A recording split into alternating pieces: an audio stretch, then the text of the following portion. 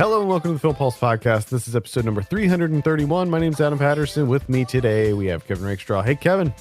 Hey. How's it going? Pretty good. Just back from Nixon Park there. Oh, Nixon Park. Hitting it up. Got myself a snow cone. And I nice. saw a shit ton of hummingbird moths, which are fucking weird. Hummingbird moths.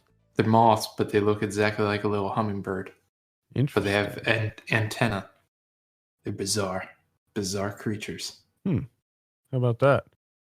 I was in a blackout last night. Yeah, I saw that you guys had a little blackout there last night.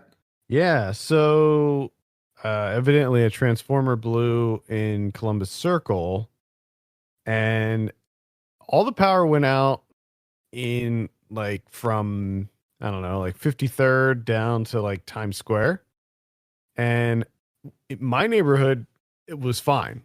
And then around 8:30, 8:45, all of a sudden just bam, nothing, no power. And we went downstairs and first of all, two people got trapped in our elevator. Oh no. And we have two elevators, and I think somebody got trapped in each one of them. So that was bad. So the fire department had to come out to our building and rescue the people out of the elevator. They were stuck in the elevator for probably 45 minutes.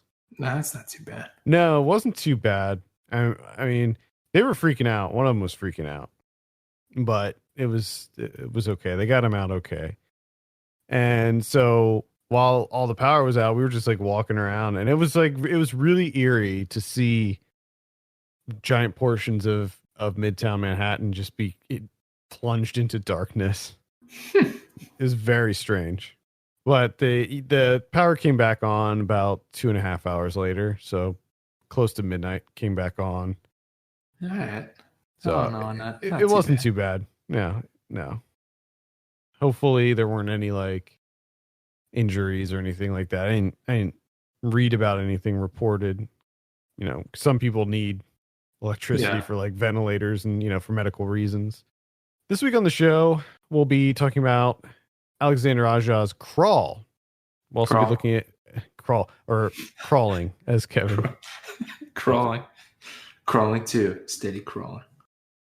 We'll also be talking about something we're watching on the watch list and going over this week's new releases in theaters, VOD, and Blu-ray.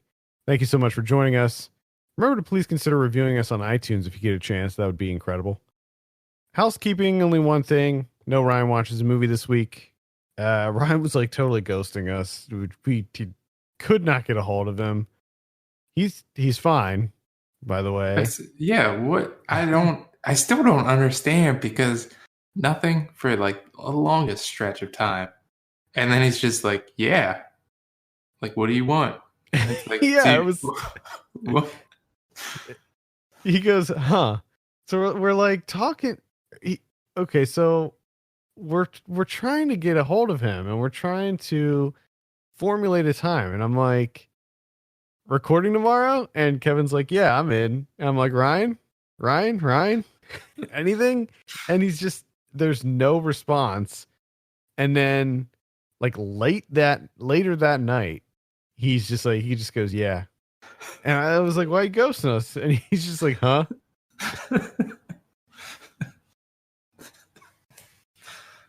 Oh god. So anyway, we'll try to get together with him this week and see. Let's talk about Crawl. As I said, this is directed by Alexander Aja. I have a synopsis here. A young woman, while attempting to save her father during a Category 5 hurricane, finds herself trapped in a flooding house and must fight for her life against alligators. Now, here's the thing about Crawl. You read that synopsis, you see the trailer, you look at the marketing material, and you know what Crawl is. You know what it's going to be. Mm-hmm. Mm-hmm. I went to see this with two Floridians, and I myself was a Floridian for close to 10 years. So for some reason, they think that they're all experts on alligators. They just know them inside and out. They're all alligator scientists in Florida. I love And it. as I was watching the movie, I was like, oh man, they are gonna nitpick everything about these alligators and like how they hunt and how they move and just everything involving the alligators. They're Which gonna is all of it. they're gonna just criticize. And sure enough, when we got out of the theater, that's what happened. So it was Was it like the first words is just like an alligator would not do that? yes, that is exactly what happened. And it was frustrating to me because of course an alligator wouldn't do that. Do you think that this director going into this movie and making this movie thought to himself like that's exactly what they do? Like no, of course not. He knows this is a movie about killer alligators from the same director that brought us a movie about killer piranha. You know, Yeah. it's not meant to be 100% realistic. Yes. And their biggest complaints with the movie were like, she'd never be able to outswim an alligator. Are you kidding me?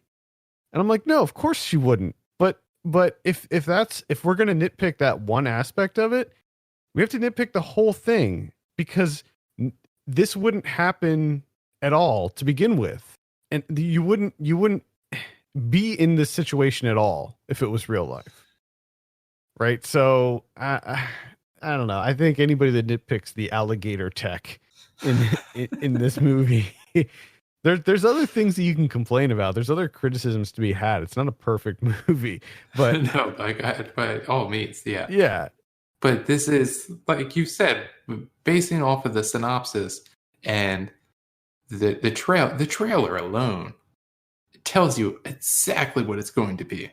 It tells you everything. yeah. There's no surprises. There's no surprises here. It's exactly what it sets out to be. Yeah.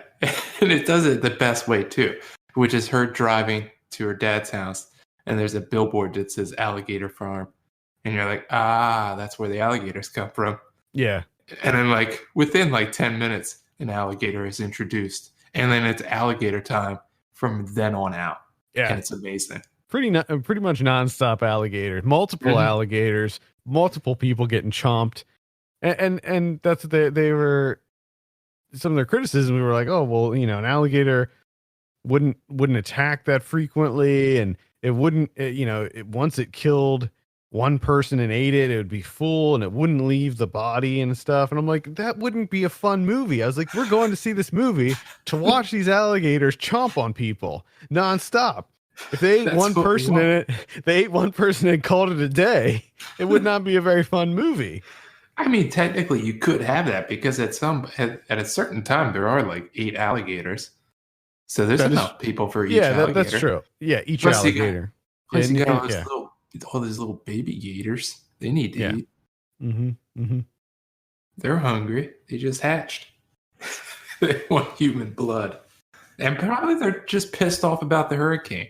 You know, they're probably grumpy. I would be. I had a really good time with Crawl. It was exactly what I expected. It was exactly what I wanted for the most part. Now, comparing this to Piranha 3D, I really liked Piranha 3D. I thought it was an absolute blast.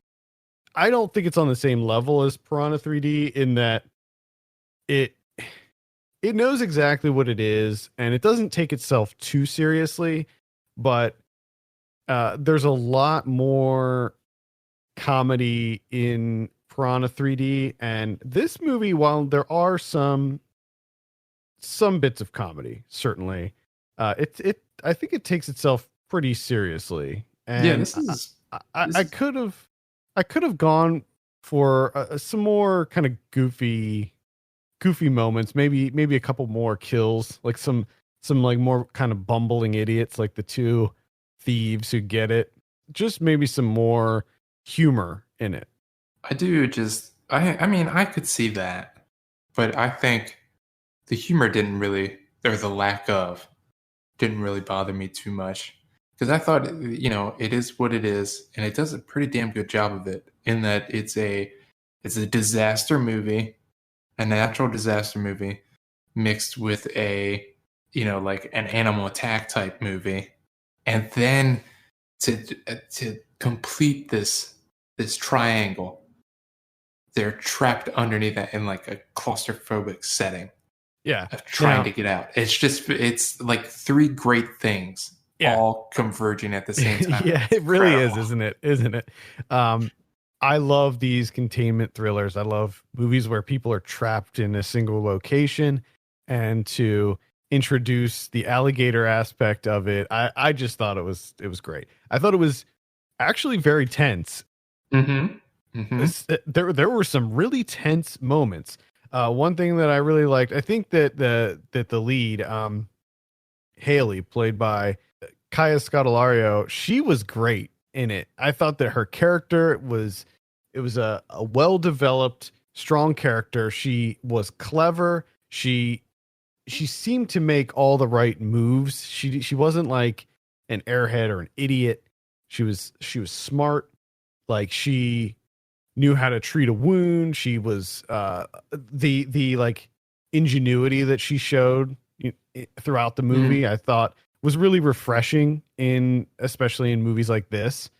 And I thought that she was the one who really, she carried the whole movie. No, yeah, definitely. And Barry Pepper, who plays her father, was just, he was injured, but he was fairly useless. Like, he was good at distracting the gators, and that was his purpose. Yeah. The only thing that I had like a little bit of an issue with, and to a certain extent, I understand that you want to perhaps add a little bit more substance to this film. I would have enjoyed this a lot more if it was just bare bones.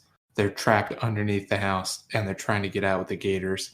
But like the injection of like the family stuff, where he's talking about like, oh, I lied about the house being in escrow. It's like, who the fuck cares? There's gators everywhere. You would not be talking about this shit right now. Like, no one cares about you selling the house, what happened in your marriage. Like, this is not the time nor the place. There's 9 gators in and around the house trying to eat everything. Yeah, I probably could have done without that, but truthfully, there's so little of it in there that it's not a big deal. I feel like that they included a lot of that stuff just to pad the moments in between. The exciting set pieces. It gave him something to talk about, really. Right. But exactly. It would have been great if it was like this really bare bones where much of the dialogue is just those two being like, oh shit, oh shit, oh shit. And that's it. Because that's what it probably would be. Yeah. Like, you wouldn't be talking about the house being in escrow and you weren't 100% honest about that. There was a lot of like moaning and groaning in it. A lot of moaning. Because they were in pain. Yeah, there were some pretty serious injuries. One thing that I thought was really, really good was the sound editing in this. You hear it right off the bat when the one alligator is going underneath the pipe, and it's like, I don't know, what the spines on its tail were like clinking on the pipe. Mm-hmm. A lot of the sound design I thought was really, really solid in this. And the alligator, like the animation, the CG on the alligators, I thought was really well done too. At first, like when they first introduced it, I was like, it doesn't look great. But then I feel like, I don't know if maybe I just got used to it or it looked better later on or what, but I thought that it looked really good. Like the movement of the alligators and stuff looked quite real. Yeah, and I also loved the just a little touch of like when the camera from like kind of her point of view or whatever would kind of scan the crawl space. Yeah, and you would just might catch a glimpse of an eye, of a gator eye. Yeah. Like off in the distance, and it's just like, oh shit, here we go. I just liked the setting. I liked the little kind of cul-de-sac, like town area that they were in there. Yeah. Which, if we're gonna nitpick, at least let's nitpick about this crawl space, because the square footage of this crawl space. What is happening in this crawl space? What is going on down here? How do you have room for multiple gator nests? Now, I will say, okay, so in areas like this, often they will build houses up on stilts so that when it does flood and stuff, that the houses won't get flooded. Yes. But so I totally understand this. I've been in crawl spaces in Florida, like running cables and stuff, and they do exist. Crawl spaces like this do exist. However, what I don't sheer size of this thing. yeah, what I don't quite understand with this one in particular is how it somehow connects to that like drainage area, and then there's like a drainage tube that connects. Like that's what I'm a little hung up on, the logistics of how Plus, it's that just works. anytime that they would come outside and you would see the size of the house. Yeah. Super tiny. And then it's like this crawl space is just, I mean, expansive. I mean, good Lord. It's like the size of like, it's more square footage than my house, I think. I'm pretty sure. It just might be deceiving because it's a little hard to orient yourself when you're down there because they're going like forward and back, side to side, and there's no real like identifying markers of like spatial relation in there because it's basically just a mud floor and like some pipes and stuff. So I think it was just hard to gauge how big it is. So it might have been just like deceivingly large. Perhaps. Either way, I thought that the location was good. I liked the scene when she tried to, I'm not going to spoil it, but she tries to get out through another way and something happens there, and I liked that.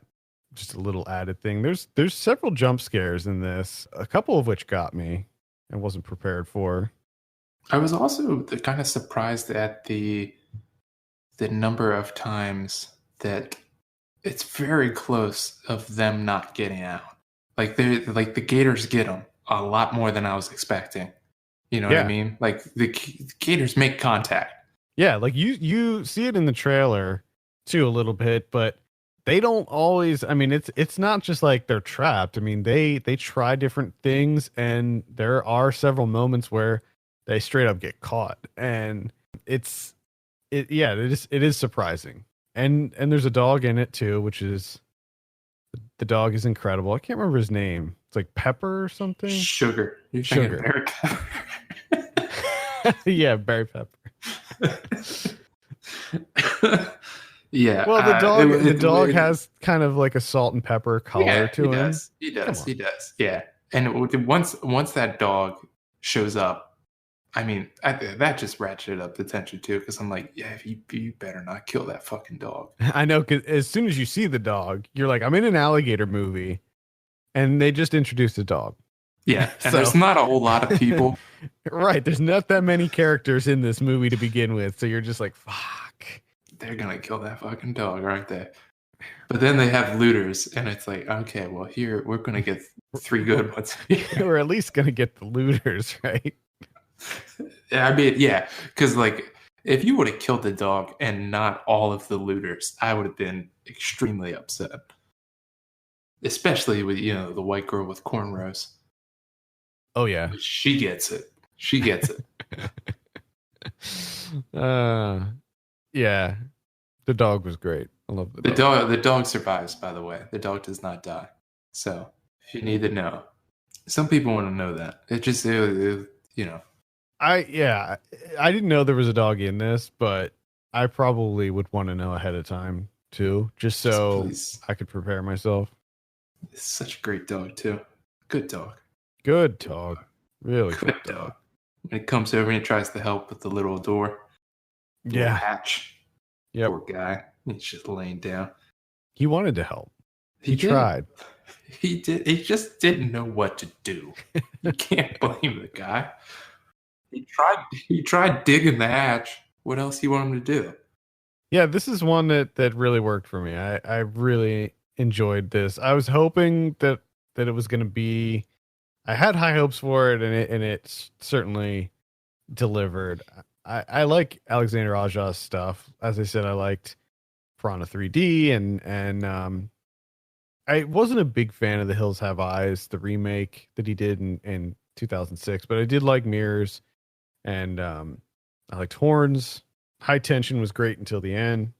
And I think the best thing about this movie is it's pretty much what I wanted it to be. There wasn't, based on the trailer, I mean, that was like the purest advertisement that I've seen in a long time. Because a lot of times with trailers, you don't have really, you kind of have an idea and it ends up not being what you expected.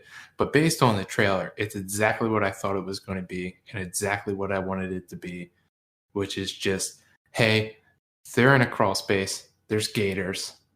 They got to get out before it fills up because of a hurricane. They might not make it. Who knows? And it's just, it works for me.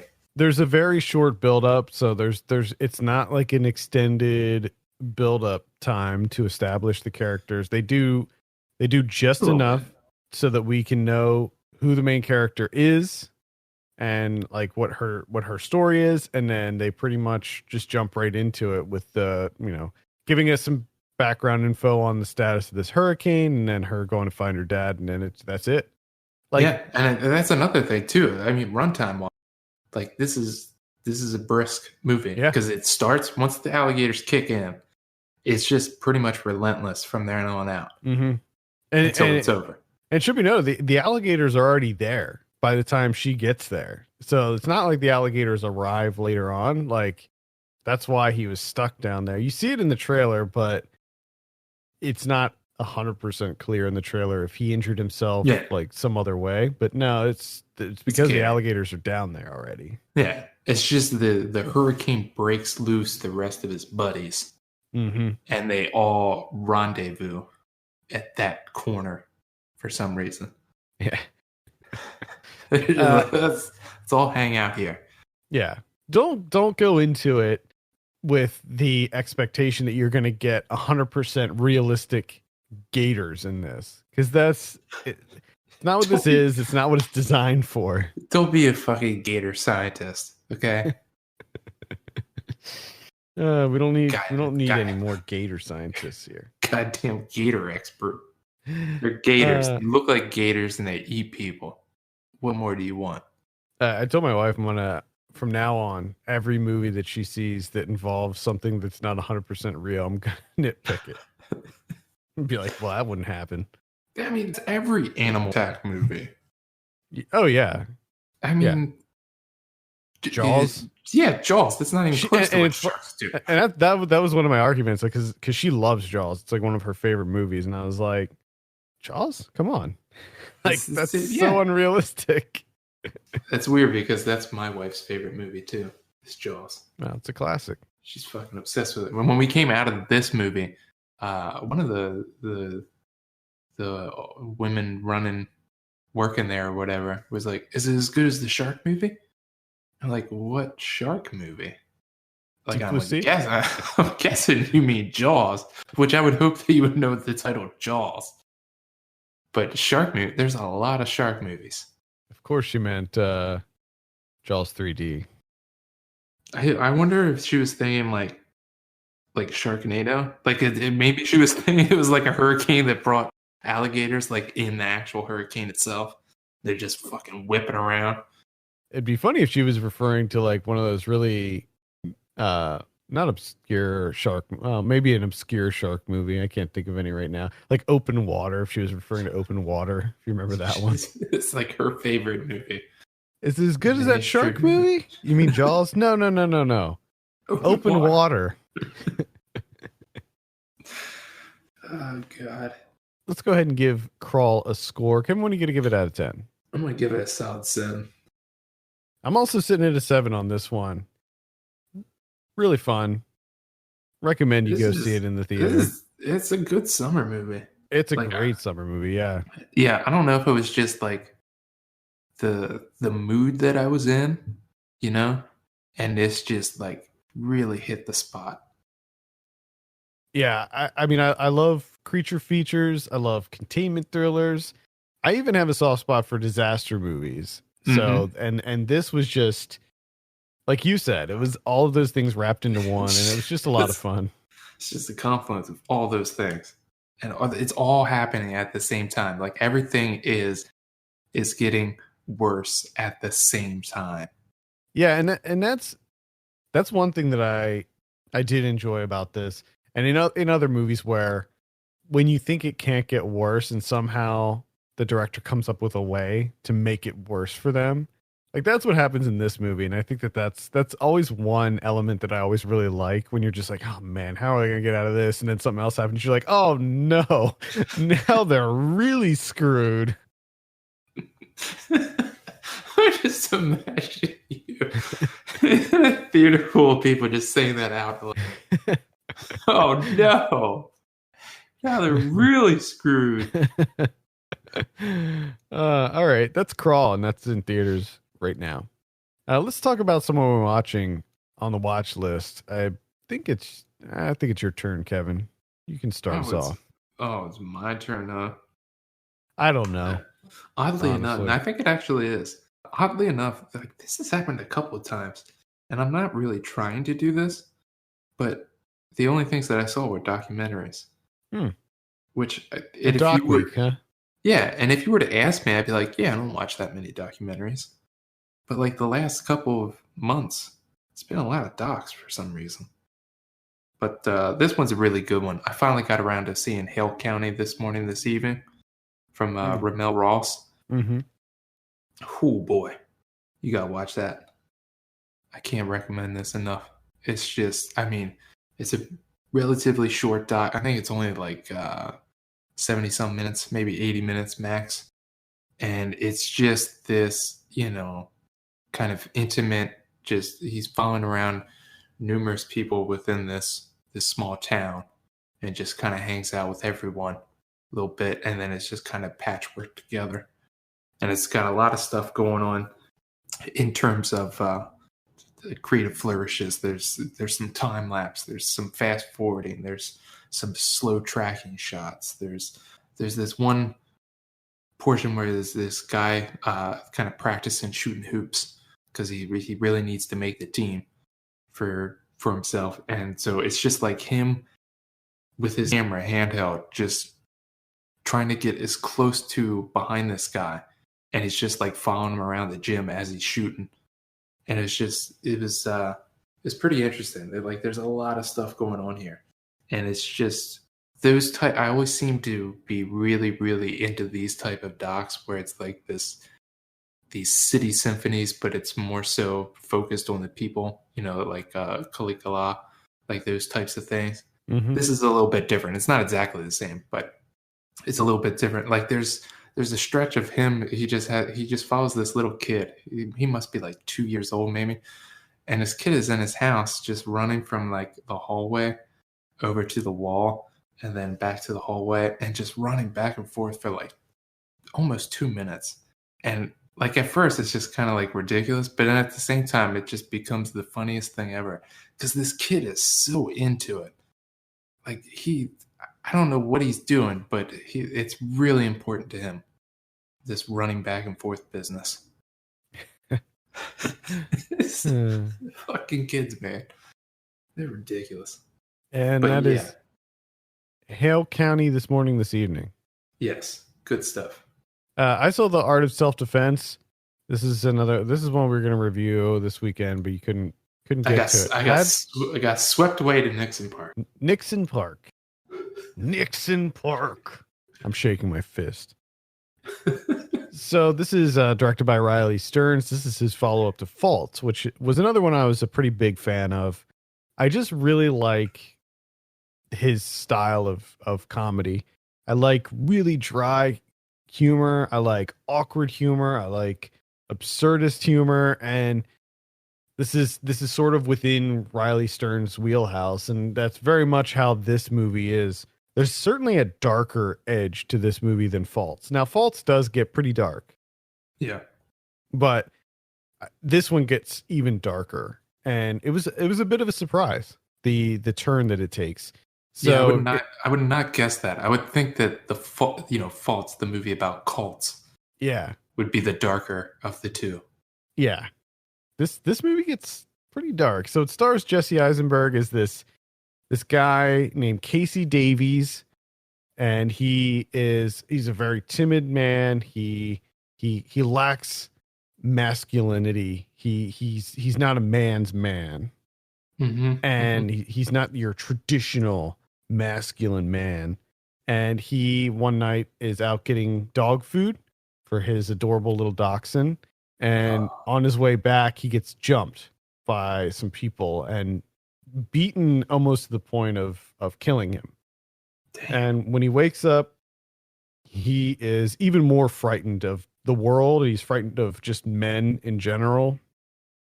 So he goes to buy a gun, but then he stumbles upon a karate dojo and decides to give it a shot. And it turns out that he really takes a liking to it, and it sort of gives him purpose, and it gives him confidence, and it sort of cultivates him into the man that he wants to be. I think in the movie he says, "I want to be what intimidates me," and Gotcha. this eventually happens. He sort of gets put under the wing of the sensei of the dojo, and quickly climbs up the ranks, and it goes on from there. But it's basically a movie about toxic masculinity and the what this sort of notion of what it means to be a man, and it plays with these themes in a really interesting way. I mean, I literally can't think of a better way to represent it than a karate dojo, where you have this like false hierarchy of like the belts. You know, the colored belts are what represent like how much of a man you are. You know, like you start off with a white belt because you're nothing, and then you graduate up to the yellow belt, and it goes on from there. And Imogene Poots is in it, and she's the only female in the dojo, and she's stuck at a brown belt, and they won't, even though she's like the best student in the class, she won't get promoted up to the black belt because she's a woman, and she's her feminine her feminine body type will never allow her to be at the same level. Oh man. It uses a lot of really stilted dialogue. A lot of it feels very awkward and unnatural. Like the line delivery is deliberately stilted and short, and like everyone is just brutally honest with each other all the time. And it's very funny, and again, surprisingly dark. I really liked it. I have a review for this up on the site. I watched this as part of our Fantasia Festival coverage that's happening in Montreal right now. Might have to check that one out. I'm still interested in it. It's just, I think you definitely need to see it. Nixon Park was calling. You can't say no to Nixon Park. I understand. Sorry. That's how it works. If you get a chance to go to Jacobus, you go to Jacobus. Okay. Oh boy, Jacobus. Good God. This next documentary that I watched, I'm not even going to attempt to say the name of it, okay? Because I have trouble with Spanish words for whatever reason. I just have difficulty with them. But if you give me a Spanish word that has an X in it, my dyslexia my brain just goes dead. Like I can't even attempt to I can't do it. So I'm just gonna spell it for you. Okay, you ready? I'm gonna need you to write this. You gotta write this down. Titixe.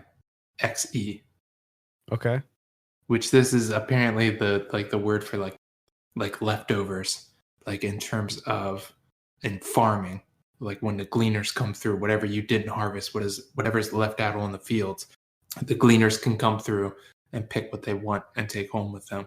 So in this documentary, directed by Tania Hernandez Velasco, her grandfather passed away. He had this plot of land in Mexico, passes away. Grandmother's thinking about selling the land, but the director's mother comes in and is like, let's try one last harvest on this land. Now, none of the kids in the family I guess this guy attempted many times to try and like pass down his farming knowledge and this and that, but they all moved away to the city, so they didn't learn any of it. You know, they never really took interest in it. So now after he's gone, they're going to try one last attempt to try and get a harvest off this land. So they get some family members together to help them out to plant all these black beans. And what it ends up becoming is kind of like a documentary where the director is learning about her grandfather and kind of learning through, the family members that had come and helping out. Like his brother comes and they learn some stuff through him and this and that. And then they also have, kind of like how farming is changing in the rural areas of Mexico, because they do end up getting a harvest from it. But like the one guy says, it's like an eighth of what they should have gotten, or what you would have gotten like 20 years ago. And it didn't really seem like they did anything wrong. You know what I mean? Like, it's not like they kept running into like catastrophes or anything. Yeah. Like, everything went relatively well. It's just, it didn't yield that much.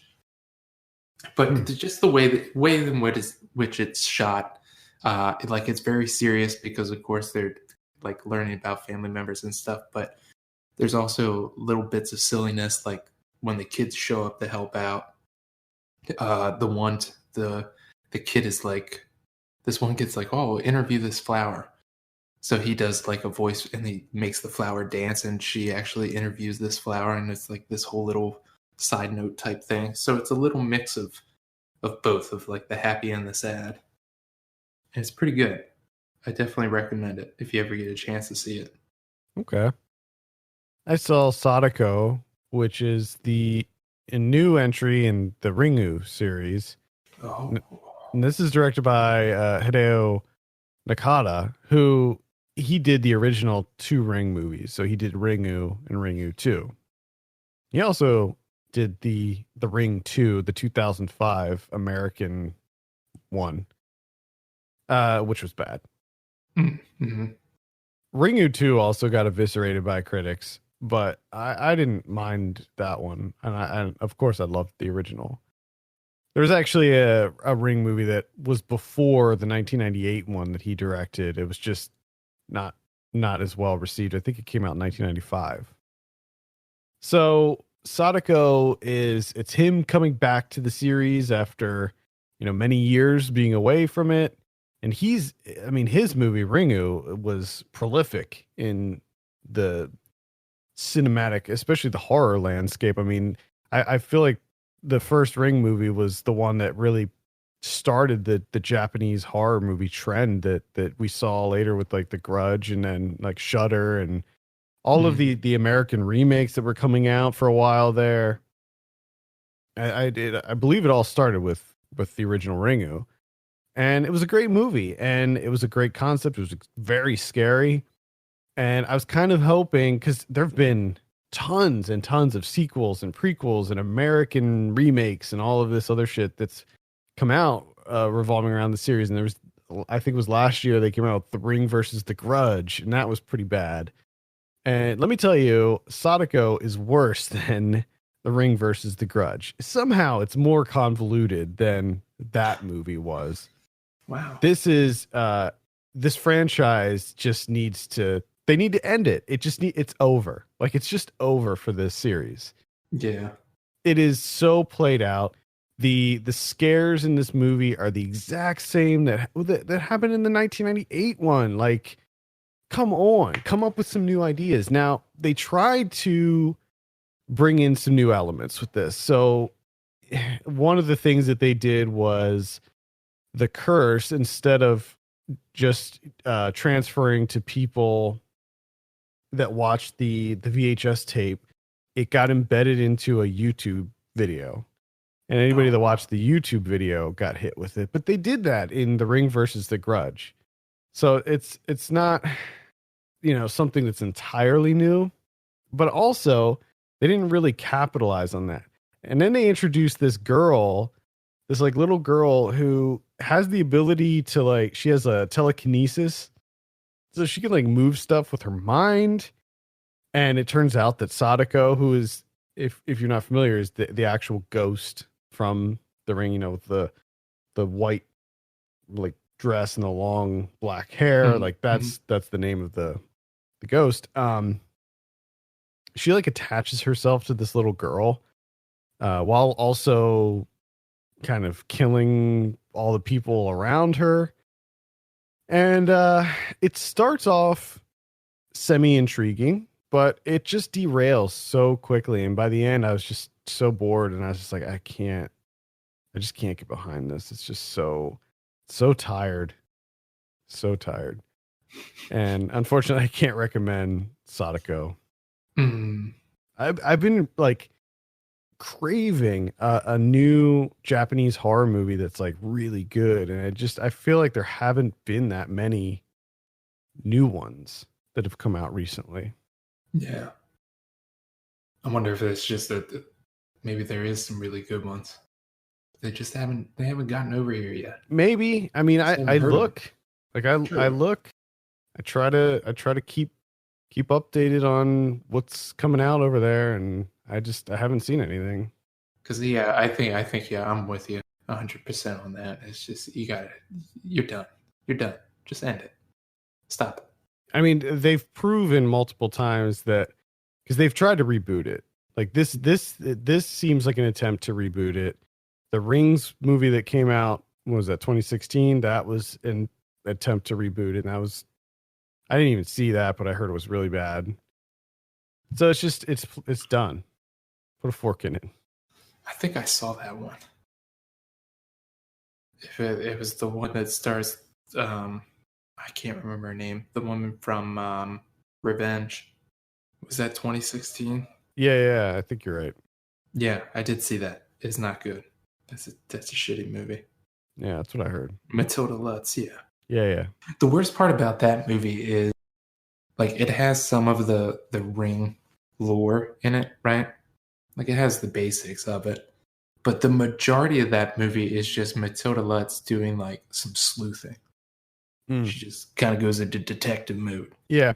I mean, they have like, that. That's it. And it's like, It's not scary at all. Like, she's just doing some humdrum detective work. This is ridiculous.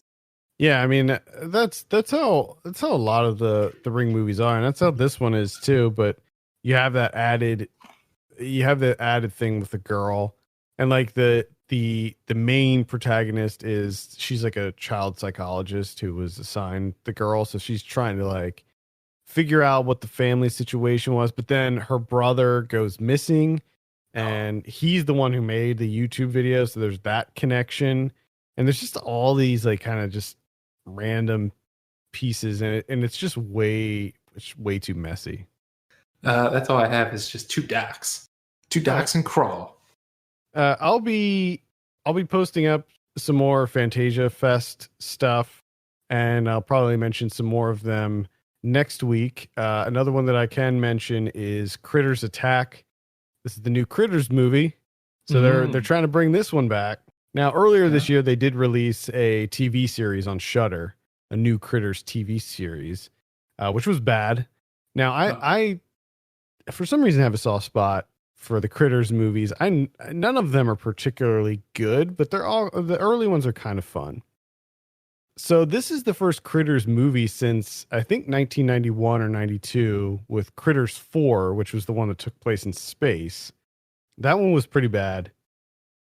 But this one, which is directed by Bobby Miller, who did The Cleanse, which came out last year, which I thought was a pretty good little creature feature. I was like, he's a good pick for a Critters reboot. And it's written by the guy who did Happy Death Day, which is a very well written movie. So I was pretty excited for this. And oh my God, is it horrible? It is atrocious. I'm watching this movie and I'm like, how can it be this bad? It is almost unwatchable. I later learned that it is a sci-fi movie, like a Sci-Fi Channel movie. So that explains a lot. It's not a real movie. It's a sci-fi original. Gotcha. So the the big problem with this movie is the script. It is like unbelievable. I feel like he wrote it in his sleep. The conversations, the dialogue that the characters have in this movie are like unlike any conversation you would ever hear in real life. It is unbelievable how stupid these conversations are, and some of the things that the people say, and some of the motivations and the actions that they take.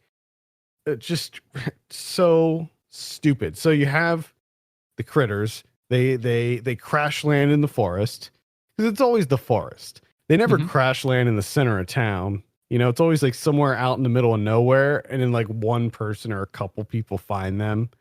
You know, and they get it. Yeah, boy, do they get it right off the bat. Yeah, so the critters crash land in the forest, and then they start invading this little town, and there's this like white colored critter who's like, it's like supposed to be cute. I mean, it's still pretty ugly, but because it's like kind of cute and white, it's the good critter.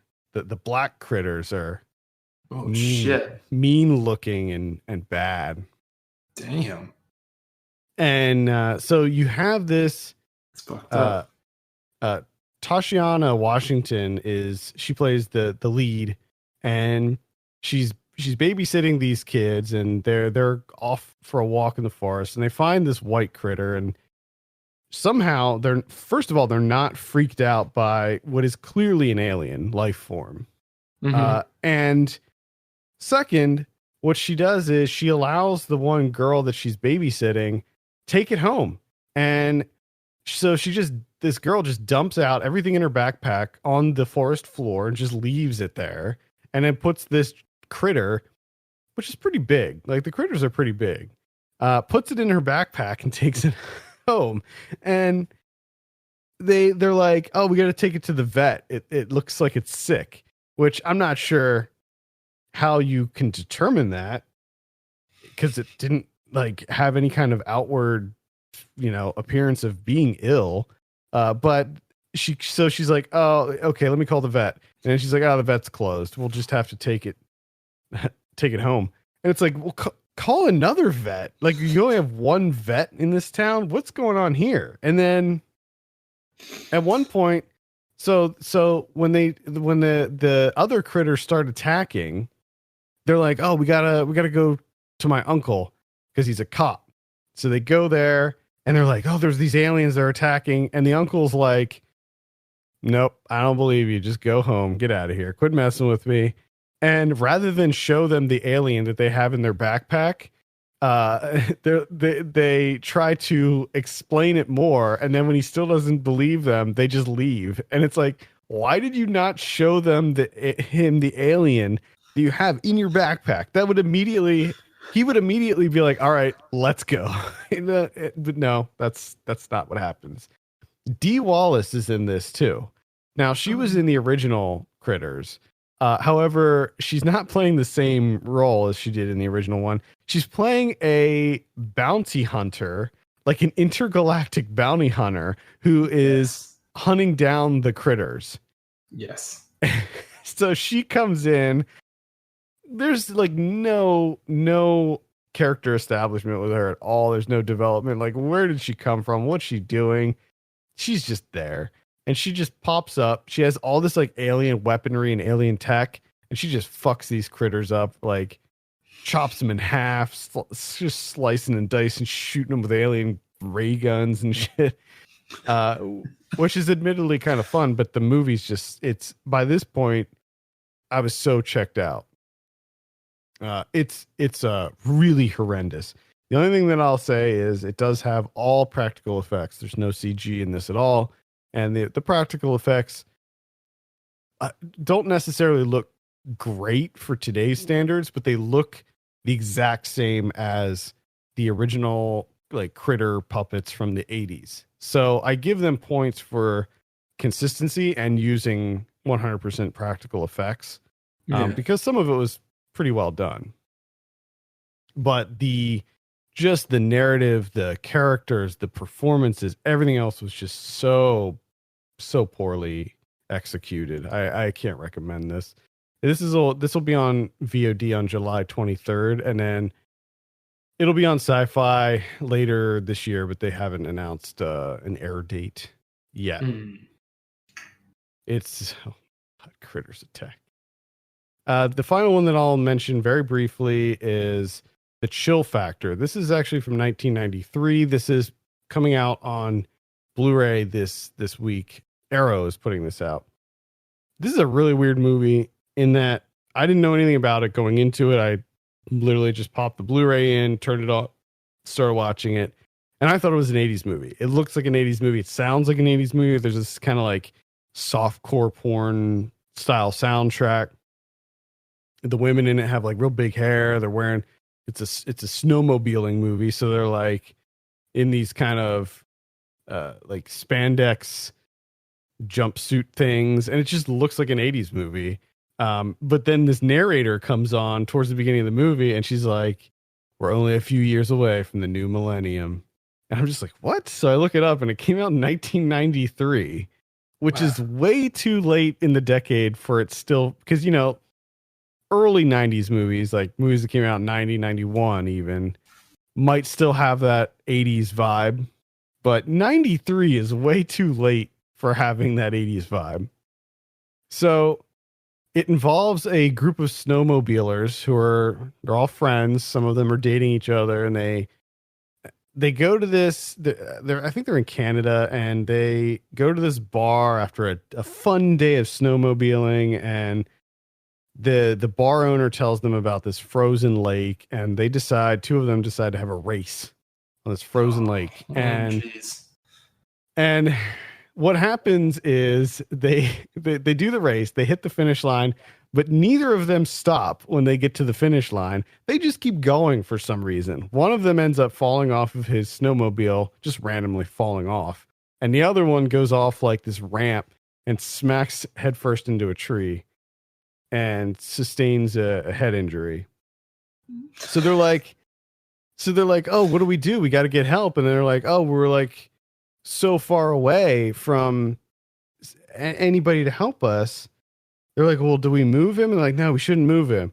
And then they're like, "Well, let's go and see if we can find something." So they go and they find an abandoned, boarded up church. And even though they were like, "Oh, let's not move him," they move him to that church. And it's like, if you're going to move him to the church, why don't you just move him all the way into town and get him some help, for God's sake? No, they just leave him in this church. And it turns out that the church was like used for some sort of demonic, like satanic practices. Oh, hell yeah, buddy. And while they're like hanging out, waiting, because after they move him to the church, one of the other friends goes to get help. Yes. And while they're waiting, they are like looking around, and they find this, like, it's sort of like a Ouija board, but it's like a spinner. Like, like the old kids board games when you spin the arrow. It's like that. And it's got like different words on it and letters and stuff. And they play with this thing, and it ends up conjuring a demon who possesses the guy who was injured. Yes. And he comes back, and he's acting like he's all healed up and whatever. And he starts killing them with his mind. He makes like the one guy, he goes outside and he makes like an icicle drop right into his eye. Yes. And like this other woman, he causes her to get all tangled up in these like wires and chokes her. It is so ridiculous. There's also, just to step back, there's a scene in the bar when they're talking, they're chit-chatting. And first of all, like everybody in this bar is like super racist because the one guy has a black girlfriend. So they're like being really hostile towards her for some reason. It doesn't have any like merit on the movie at all. So I'm not sure why it was even included, but it's there. So they're in this bar, and the guy is talking to the guy who gets injured, and the narrator is the girlfriend of the guy. So he's talking to the bar owner to get directions to this lake. All the while, he's standing next to his sister, and he's rubbing his sister's butt the whole time, like sensually rubbing her butt. And they make a point to show that. And there's like no other mention of it later on in the movie. It's like, are we going to address that? Because that was really odd, and they never come back to it. So it's like, what is going on here? They slightly alluded to this like incestuous relationship he has with his sister. It's very strange. Very, very, very odd. Yeah, I don't know. It sounds like you're talking about a goddamn masterpiece. That's what it sounds like. Previously this was only available on VHS, so Arrow did a 2K remaster of it, and they're putting it out on Blu-ray. So if you want to see it, it's called Chill Factor. I mean, it's terrible, but it is incredibly entertaining. Yes. And also there's a chase scene involving the possessed guy and the main woman, and he's possessed, and it's a snowmobile chase. Yes. So there's some sweet snowmobile action in this. That sounds incredible. I never would have thought of putting demons and snowmobiles together. Yeah, it is definitely a matchup. That's for sure. Man, 80s and 90s, wild time. All right, let's take a look at what we have in theaters this week. We got The Lion King. This is the biggie. A lot of people not into this one. I'm so happy that it's finally coming out. Hopefully people will stop talking about it. Are you planning on seeing it? No. Nope. I want to see it just for the visuals, but at the same time, so what I was afraid of was it's just going to be like a shot-for-shot remake of the animated one. I don't want that. No. Like the animated one it's good enough. Why do we need to remake it? What's the point? And then when the reviews started coming out for this, I didn't read any actual reviews. I just saw like people talking about it on Twitter and such. Everybody's saying it's just pretty much a shot-for-shot remake of the original one. Yeah. I saw someone, I think it might have been David Ehrlich, compared to Van Zant's Psycho remake. Yeah, I get the sense that it's more of just kind of a showcase for the technology. Like, tech hey, demo. Look what we did. And it's just like, cool, I guess. I mean, from the animation looks absolutely incredible from the trailers, but I feel like it's not the best use of that style of animation. You know, like ultra realistic animation. Like maybe use it to accentuate actual live action movies rather than make a whole movie like this. I don't know, man. It's just weird too to be like, instead of the original Lion King, how about I get a photorealistic warthog singing? I don't fucking want that. Who wants that? Yeah, I mean, it certainly doesn't. It looks like all of the charm was lifted out of this, and I'm sure there's a lot of really talented animators and people involved in this movie, and I certainly don't want them to feel like they didn't do an amazing job. It's just, I think it's just the source material. Like I just don't think that The Lion King was a good idea. You know, maybe if they made a different movie about talking animals that was just not The Lion King, it would have worked better and people would have been more on board with it. Yeah, it's just I don't know. It's just weird to me. Bring back Milo and Otis, right? Yeah. Let's get a new Milo and Otis movie going here and use that type of animation. Something. Because Lion King is just like, I don't want realistic animals replacing Lion King. Like, it's just weird to me. All right, let's see what else we have here. Really, that's the only wide release that I'm seeing. We also have a Rosie, which is in limited release. Luz, which I hope to cover next week. Oh, yeah. A Faithful Man. David Crosby, Remember My Name. It's a rock die for David Crosby. Yeah. Wow. I don't know if I texted you about that one. I don't think you did. We have this thing. Somehow I started doing this thing where every time I find out about a rock doc, I text Kevin about it. which you'd be surprised is a lot. Yeah. It's pretty much. It seems like once a day I'll be at work, my phone will buzz, and I'll be like, "Oh shit, is this?" And I pull out my phone, and it's just like Fall Cap, Rock Doc. I'm like, God damn it! I enjoy doing it. We also have At War. I don't care if we go down in history as barbarians. Too long. Come on, guys. That title is. I much rather have titles like that instead of that. Those ridiculous slates of one-word titles that populate the VOD calendar. I agree. I would also have a ridiculously long title than like Skin, which is coming out also. Actually, I'm getting ahead of myself. Skin doesn't come out till the 26th, but it's still a good example. There you go. Totally forgot about that movie. All right, let's see what's coming out on VOD this week.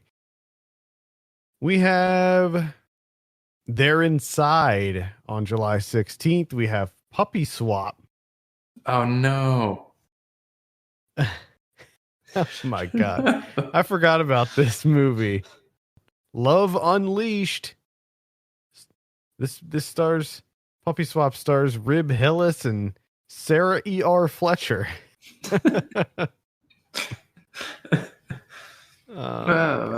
So wait, Sarah E.R. Fletcher. Yeah. This is a Dove approved title. A what? A Dove approved title. What the fuck's that mean? I see these pop up sometimes. They're like it's kind of like this family friendly label. Oh, okay. I don't know. This movie looks awful. We just spent way too much time on it. On the 18th, we have Secret Obsession. This is going to be on Netflix. Ooh. Also on the 18th, we have Absurd Accident. And then on Friday, we have Supervised, which is that superhero movie with Tom Berenger and Beau Bridges and Louis Gossett Jr. Oh my good God. Go look at the poster for this. Man. Cover that in the Luz? Oh boy. Yeah. Is that what you want to do? Good double bill. Puppy Swap Supervised. Jeez. We also have Iron Sky, The Coming Race. I believe this is the third in the Iron Sky series. Watch out. Yeah. Taking over the next Marvel. Iron Sky. I remember when the first one was, I believe the first one was crowdsourced, and it was like a very early kind of crowdsourced thing.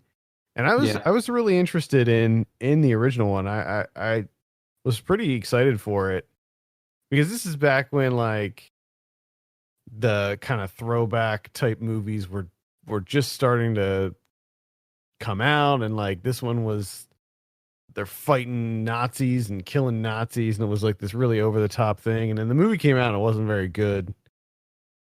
And now they keep making them. I think it's cool. It seems like they have a really hardcore fan base, and I think that's really cool. I mean, it looks like this one has dinosaurs. I don't know if the last one had dinosaurs in it, but it definitely on the poster shows Hitler riding a dinosaur. So wow, Hitler riding a T-Rex. They're still fighting the Nazis. I guess so. Yeah. Wow. I mean, Hitler looks pretty jacked up right now. He's like got all these burns and stuff. So they're chipping away at Hitler, but now Hitler has come into some dinosaurs. So the momentum might shift a little bit. Be interesting to see. Yeah. Sword of Trust comes out. This is the Mark Maron starring Lynn Shelton film. Mm-hmm. Looks pretty good. Looks funny. Purge of Kingdoms comes out. This is the spoof. It's the unauthorized Game of Thrones parody movie. So I recommend watching the trailer for this and just being like, what the fuck? What is happening? Incredible. And finally, we have Into the Ashes coming out. This is one with Frank Grillo. Oh, okay. Blu-ray this week. Got Shazam If you haven't seen that yet, I would recommend it. I really liked Shazam. I was surprised at how much fun I thought that was. The Chill Factor from 1993. It's going to be on Arrow. Mm-hmm.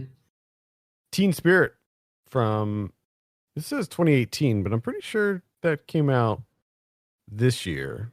That's the one with Elle Fanning. Fast Color from earlier this year. Oh, cool. I've been wanting to see that one. Really? Yeah. Interesting. I think that one like totally bombed. Really? If it's the one I'm thinking of. I'm not fucking interested in that.